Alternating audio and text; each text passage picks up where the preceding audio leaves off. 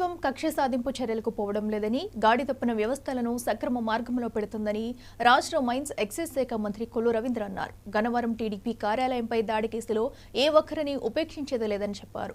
తప్పు చేసిన ప్రతి ఒక్కరిపై చట్ట ప్రకారం చర్యలు తీసుకుంటామన్నారు.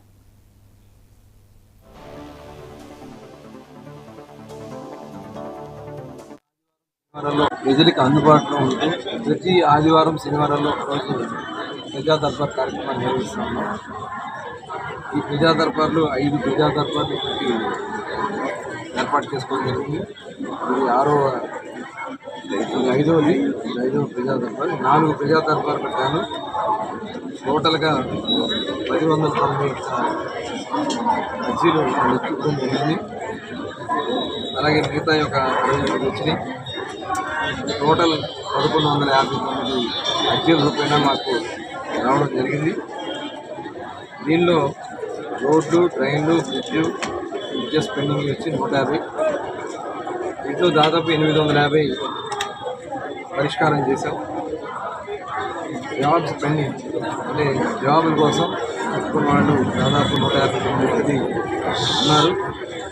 వీళ్ళని కూడా త్వరలోనే ఒక జాబ్ మేళ కండక్ట్ చేసి మచిలీపట్నంలో వీళ్ళు కొంతమందికి ఇంకా రాని వాళ్ళు చాలామంది ఉన్నారు కాబట్టి ఆగస్టు 15 తర్వాత జాబ్ మేళ కండక్ట్ చేస్తాం.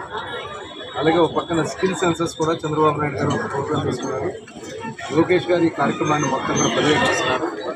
స్కిల్ సెన్సెస్ ద్వారా 18 సంవత్సరాల నుంచి 59 సంవత్సరాల వరకు ఉన్నటువంటి అన్ని వర్గాలకి స్కిల్ సెన్సెస్ చేసి వాళ్ళ వృత్తికి సంబంధించినటువంటి కార్యక్రమాన్ని ఏ రకంగా మనం ఉపయోగించుకోవాలో ఆ కార్యక్రమాన్ని కూడా స్టార్ట్ చేయబోతాను.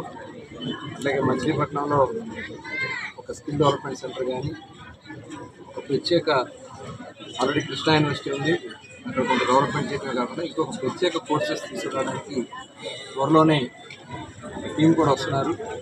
లాస్ట్ వీక్ చెప్పినట్టుగా మచిలీపట్నం బీచ్ని ఆల్రెడీ వచ్చి ఒక టీం తీసుకుని మాస్టర్ ప్లాన్ తయారు చేస్తున్నారు వాళ్ళు బీచ్ డెవలప్మెంట్ కోసం.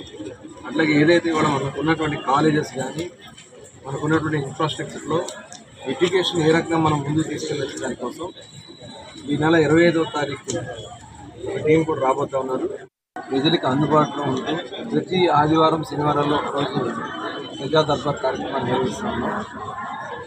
ఈ ప్రజా దర్బార్లు 5 ప్రజా దర్బార్లు ఇప్పటికీ ఏర్పాటు చేసుకోవడం జరిగింది. ఇది ఐదవ ప్రజా దర్బార్. 4 ప్రజా దర్బార్ పెట్టాను. టోటల్గా 1090 అర్జీలు లెక్కించడం జరిగింది. అలాగే మిగతా యొక్క 25 వచ్చినాయి. టోటల్ 1159 అర్జీల రూపాయన మాకు రావడం జరిగింది. దీనిలో రోడ్లు, ట్రైన్లు, బ్రిడ్జెస్ పెండింగ్ వచ్చి 150. దీంట్లో దాదాపు 850 పరిష్కారం చేశాం. జాబ్స్ పెండింగ్ అంటే జాబుల కోసం పెట్టుకున్న వాళ్ళు దాదాపు 159 మంది ఉన్నారు. వీళ్ళని కూడా త్వరలోనే ఒక జాబ్ మేళ కండక్ట్ చేసి మచిలీపట్నంలో వీళ్ళు కొంతమందికి ఇంకా రాని వాళ్ళు చాలామంది ఉన్నారు కాబట్టి